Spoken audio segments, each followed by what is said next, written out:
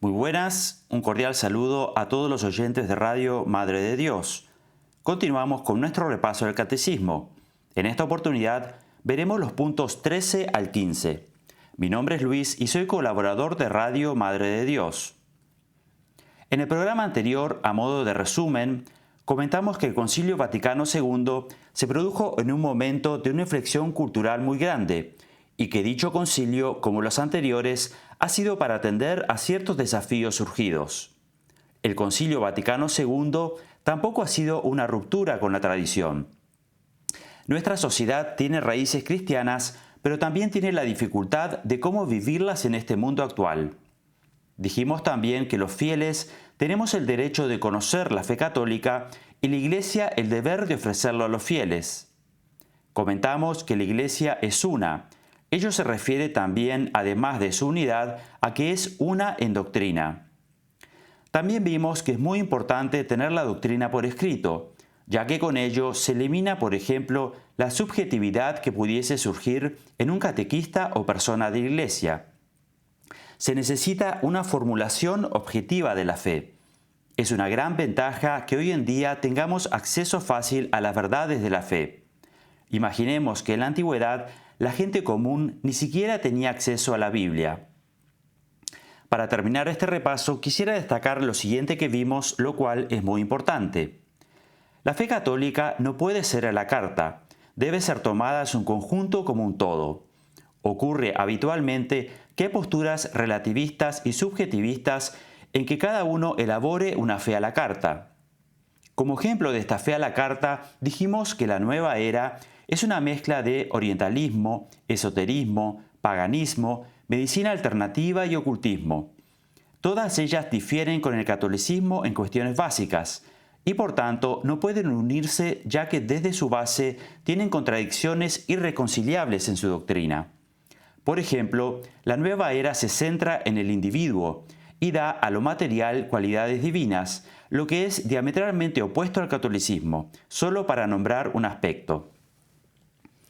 Pasamos ahora a estos nuevos puntos. Vamos a hablar de la estructura del catecismo a partir del punto número 13. ¿Cómo está dividido? ¿Qué partes tiene?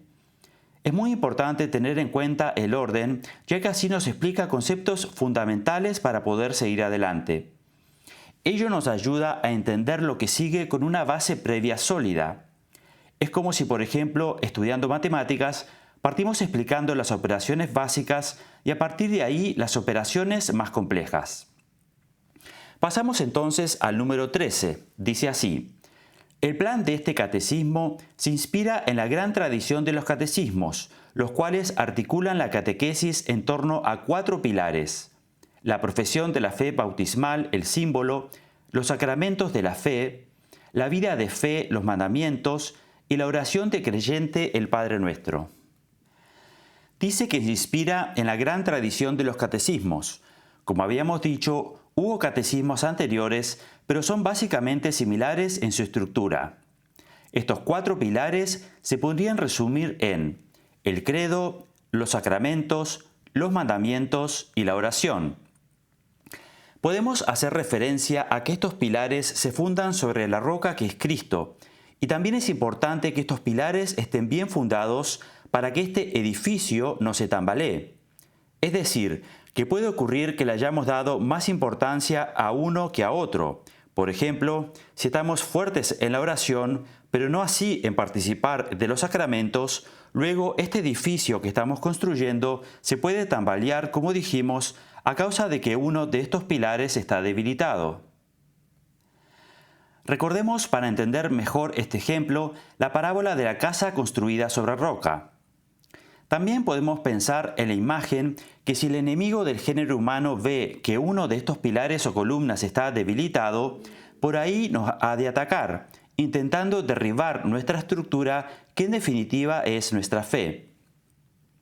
Una vez que estos pilares de nuestra construcción están bien cimentados en Cristo, vendrán vientos y tormentas, que pueden ser las dificultades de la vida y sobre todo aquellas que atacan nuestros mismos cimientos, pero que, como están edificados sobre la roca, no caerán. Vemos que el mundo va cambiando y va avanzando en tecnología y conocimiento, pero ello debería ser siempre con una base firme, en que el fin no justifique los medios. Es decir, que los avances de la ciencia estén al servicio del hombre para mejorar su calidad de vida. A este respecto, los avances científicos y de la tecnología nunca deben estar por encima de principios morales que, como dijimos, no cambian. Si construimos, en cambio, sobre una base que se va modificando, es decir, si innovamos sobre unos principios que no son eternos, la innovación sería el refugio de quien no cree en nada, de que todo es relativo, que todo va cambiando, hoy sí, mañana no. Es por ello que no se debe confundir progreso con relativismo. Es decir, se debe innovar sobre la base de las verdades absolutas. Vamos a aclarar un poco este concepto. Es importante conocerlo bien, ya que hoy en día muchos creen que toda verdad es relativa. La realidad es que además de las verdades relativas, existen las verdades absolutas, y éstas no cambian, sin importar mi gusto u opinión. Las puedo aceptar o rechazar, pero ellas no cambian. Citamos para esta explicación algunos pasajes del libro Para Salvarte de Jorge Loring.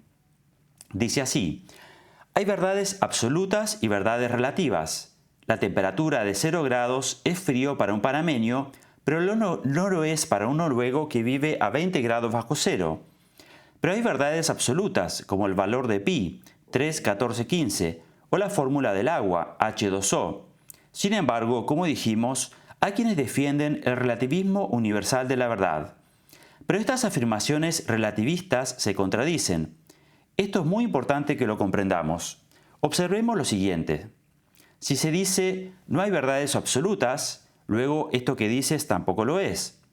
Nadie puede conocer la verdad, luego tú tampoco.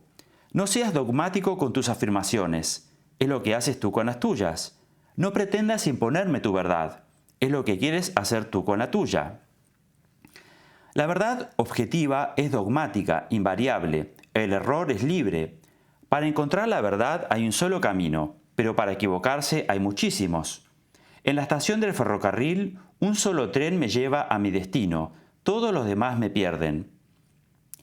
Hoy algunos cambian la verdad objetiva por la opinión personal, de decir, por ejemplo, eso para mí no es pecado, de cambiar la belleza estética por la moda y la bondad ética por el placer. Pero siempre quedará en pie que los 3 grandes valores del ser son la verdad, la belleza y el bien. La fe es libre, no en el sentido de que dé lo mismo creer que no creer, sino que al no ser axiomática no se impone a la razón, sino que ésta queda en libertad para aceptarla o rechazarla a pesar de que sea razonable. Dice la Biblia, la fe es garantía de lo que se espera y convicción de las realidades que no se ven. Es cierta porque son verdades reveladas por Dios que no puede engañarse ni engañarnos, y los motivos de credibilidad la hacen razonable. Es importante tener claro que la fe nos es dada y que no depende de nosotros, de mis gustos o costumbres. Me la han transmitido mis padres, abuelos, algún amigo, etc. Pensémoslo así. Antes de que cada uno de nosotros naciera, la fe ya está ahí y no va cambiando ni amoldándose a cada uno. Es algo que nos llega tal cual es y que yo no formo ni cambio a mi parecer.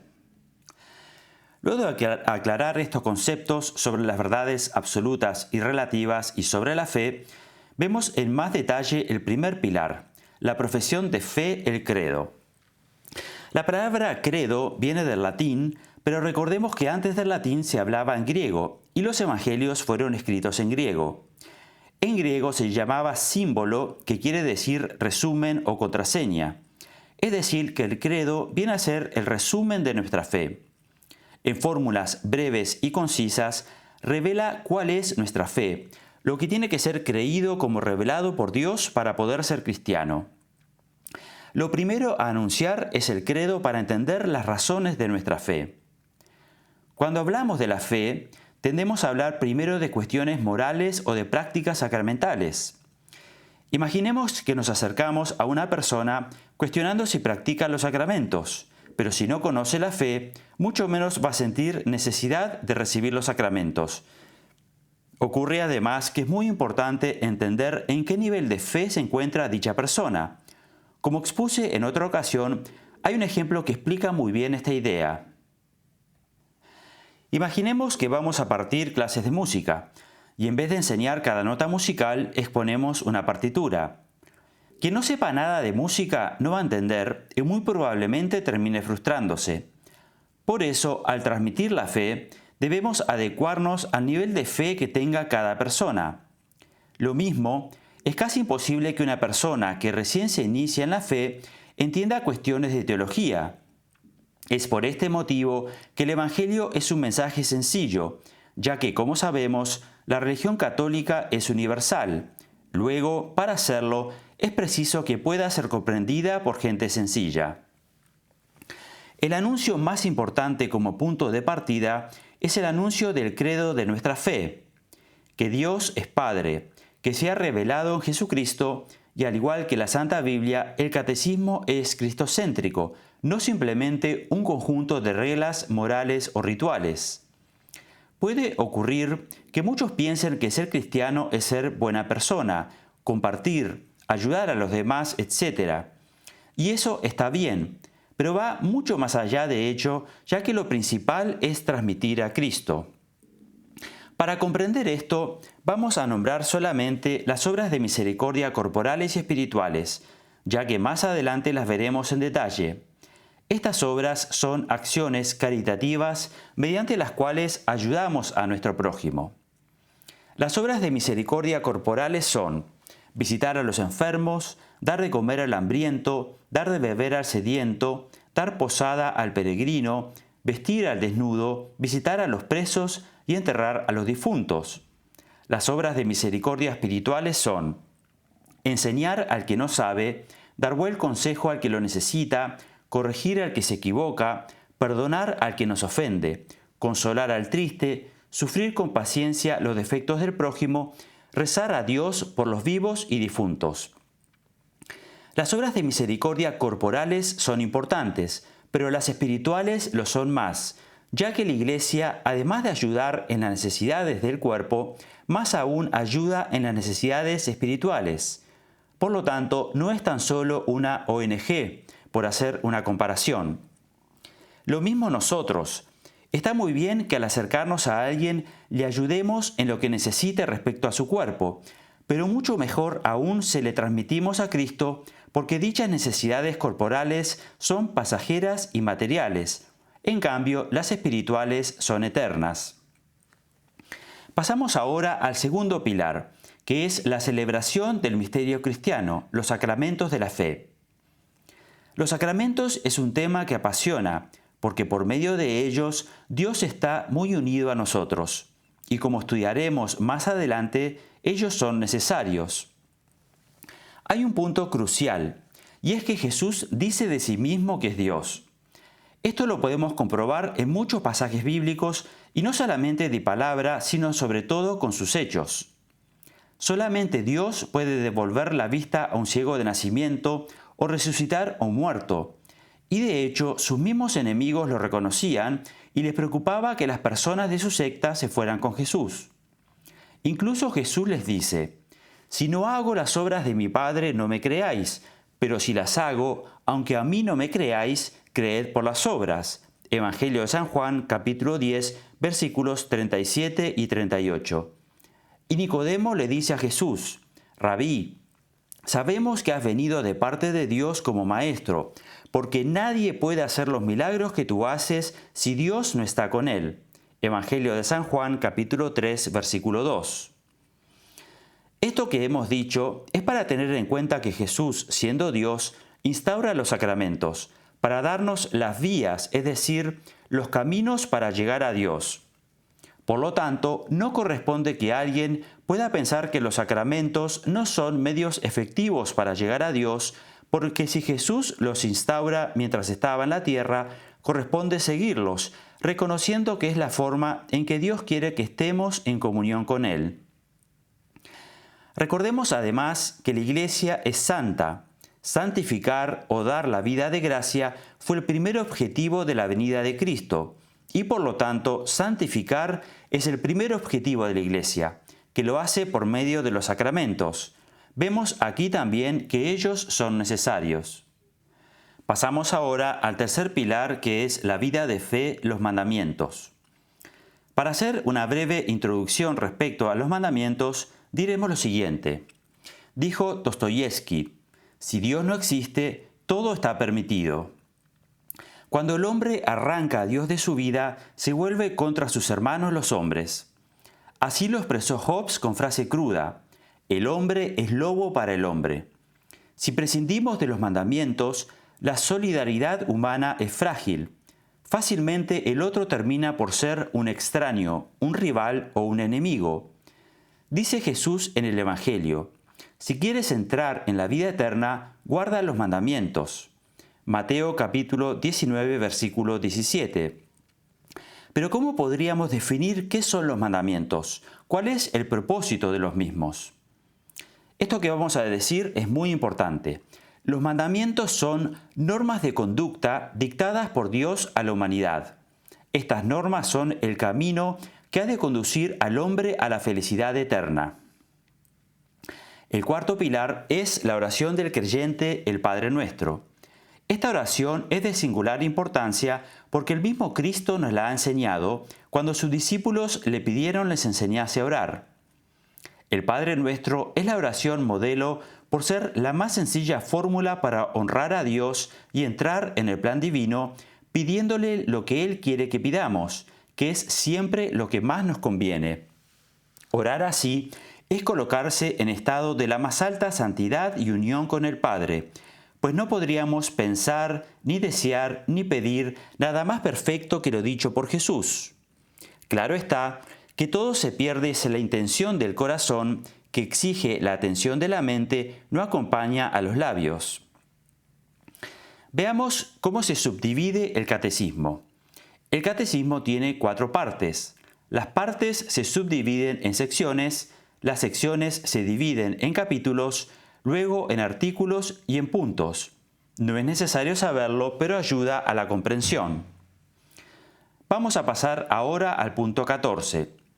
El punto 14 es la explicación de la primera parte, la profesión de la fe. Dice así: los que por la fe y el bautismo pertenecen a Cristo deben confesar su fe bautismal delante de los hombres.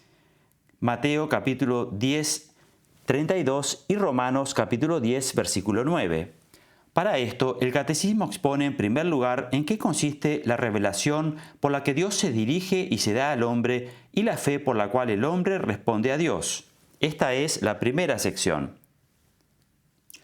El símbolo de la fe resume los dones que Dios hace al hombre como autor de todo bien, como redentor, como santificador, y los articula en 3 capítulos de nuestro bautismo: la fe en un solo Dios, el Padre Todopoderoso, el Creador, y Jesucristo, su Hijo, nuestro Señor y Salvador, y el Espíritu Santo en la Santa Iglesia. Esta es la segunda sección. Vamos ahora entonces a explicar este punto 14. La primera afirmación dice que por la fe y el bautismo pertenecemos a Cristo y debemos confesar nuestra fe bautismal delante de los hombres. Y vimos que este punto cita 2 pasajes bíblicos. El primero dice: a todo aquel que me confiese delante de los hombres, yo también lo confesaré delante de mi Padre Celestial. Mas a quien me niegue delante de los hombres, yo también lo negaré delante de mi Padre Celestial. Mateo capítulo 10, versículos 32 y 33. Habla por tanto aquí claramente de la confesión de la fe. Por tanto, como recordatorio, confesar con nuestras palabras a favor de Cristo y evitar negarle. También tener en cuenta las obras para ser coherentes y no caer así en una falsedad de que mis obras se opongan a mis palabras. Ambas van juntas, ni solo obras ni solo palabras.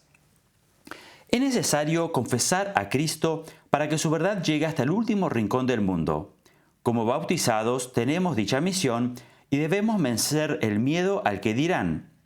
Recordemos lo que dijo San Pedro y los apóstoles: hay que obedecer a Dios antes que a los hombres. Libro de los Hechos, capítulo 5, versículo 29. El segundo pasaje dice: que si confesares con tu boca a Jesús como Señor y creyeres en tu corazón que Dios le resucitó de entre los muertos, serás salvo. Romanos capítulo 10, versículo 9.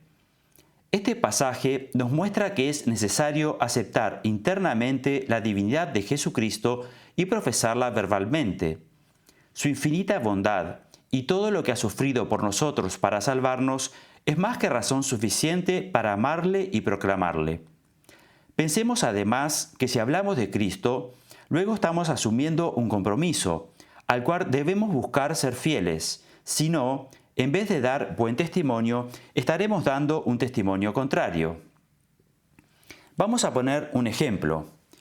Imaginemos que tengo un grupo de amigos. Yo regularmente hablo con ellos de religión, incluso si ellos tienen alguna duda me consultan. Luego, si un día salimos y ven que, por ejemplo, no me controlo tomando alcohol y me emborracho, el testimonio que di antes habrá servido de poco. Es verdad que todos nos podemos equivocar y nadie está libre de cometer un error, pero lo importante aquí es cuidar nuestra conducta, ya que asumimos este compromiso con Cristo. En contrapartida, una buena señal de que estamos dando buen testimonio es cuando ante un problema familiar, de pareja, o cuando las personas necesitan un consejo, vienen a nosotros, porque aunque no lo expresen abiertamente, saben en el fondo que nuestra forma de vida es coherente, recta y honesta. Debemos cuidar, por tanto, nuestro comportamiento, nuestro trato con los demás, esa coherencia de vida que hablamos antes, porque en definitiva, si nos decimos cristianos, nuestra meta es imitar a Cristo. Hoy en día se escucha mucho hablar de lo políticamente correcto, pero ello no debe ser así, porque significa que mi actuación va a variar según quien tenga delante. Si quiero ser respetuoso, debo serlo con todos, sin importar quién tenga delante. Si deseo ser generoso, debo serlo igualmente con todos, sin importar quién tenga delante, y así sucesivamente. Y si alguien me hace el mal, también debo forzarme para devolverle el bien, porque como dijo Jesús en la parábola, así como Dios es bueno con todos, aunque nosotros seamos poco agradecidos, no tendríamos el derecho de hacer el mal a nadie. A veces se escucha que puedan decir, ¿tú crees que tienes la verdad porque tenés fe? Y decimos, no. En todo caso, será Dios el que nos posee a nosotros. Él es la fuente de la verdad. No es que nosotros seamos los dueños de la verdad, sino que somos instrumentos que Dios escoge para proclamar la fe delante de los demás. Siguiendo con el punto 14, luego muestra la primera sección, que son dos partes. En la primera, Dios se revela, y en la segunda, el hombre responde a Dios con la fe. Fijémonos la iniciativa de Dios. No se queda con los brazos cruzados después de habernos creado y después de haber visto que el hombre se perdía, que le daba la espalda, que es la historia del pecado original y de nuestros pecados personales. Dios no se ha quedado con los brazos cruzados viendo cómo sus criaturas han ido por el camino de la perdición, sino que se ha revelado, ha salido a nuestro encuentro. Y la única respuesta proporcionada, por tanto, a esa revelación de Dios es acogerle, agradecerle su revelación. El hombre se adhiere a ella. Recordemos esta frase que es muy importante. La fe es responder a la llamada de Dios, no permanecer indiferente. Esta es la primera sección del credo. La segunda sección dice, el símbolo de la fe resume los dones que Dios hace al hombre como autor de todo bien, como redentor, como santificador, y los articula en 3 capítulos. La fe en un solo Dios, el Padre Todopoderoso, el Creador, y Jesucristo, su Hijo, nuestro Señor y Salvador, y el Espíritu Santo en la Santa Iglesia. Nosotros tenemos fe en el Dios autor de todos los dones. El primer don es el de la creación, el segundo don es el de la redención, y el tercer don es el de la santificación. Estos van a ser 3 capítulos. El primer capítulo será en torno a Creo en Dios Padre, creador de todas las cosas. Se habla aquí especialmente del tema de la creación. El segundo capítulo va a ser Creo en Jesucristo, su único Hijo, nuestro Redentor. Aquí se habla de la redención de Jesucristo. Y el tercero, creo en el Espíritu Santo, Señor y dador de vida, santificador. Y aquí se habla del Espíritu Santo.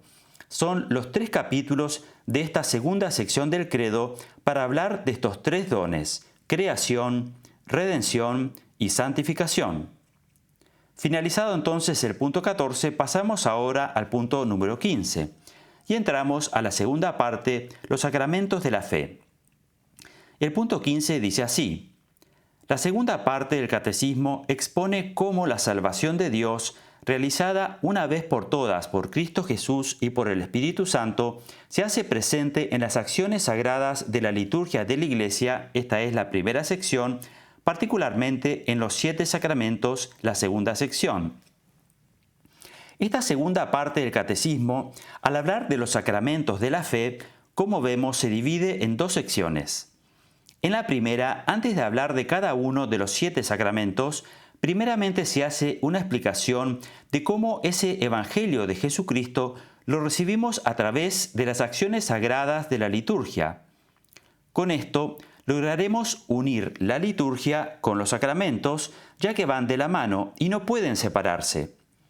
Esto especialmente porque se escucha bastante hoy en día decir que uno cree, por ejemplo, en el Evangelio, pero no haya que sean necesarios los sacramentos, lo cual es un gran error. Si creemos a Jesús en su Evangelio, Él mismo instituyó los sacramentos. Por tanto, si no aceptamos los sacramentos, estaríamos desobedeciendo a Cristo. Decía el teólogo Sayés, comparando nuestra religión junto a los sacramentos con otras religiones que no los tienen, él hacía la comparación como con 2 campos. El nuestro, de la religión católica, es un campo con canales que riegan por todas partes el mismo, y por tanto con esa agua tan necesaria para dicha tierra, versus las otras religiones que serían como un campo sin ningún canal de riego. Tenemos por tanto en esa agua que simboliza los sacramentos aquello que es necesario para producir fruto. Hay una contradicción en quienes dicen creer en Jesucristo pero no en los sacramentos. Dichas personas invocan mucho el Evangelio, pero si observamos pasajes concretos, los toman como que no son históricos, que no se pueden tomar al pie de la letra, etc.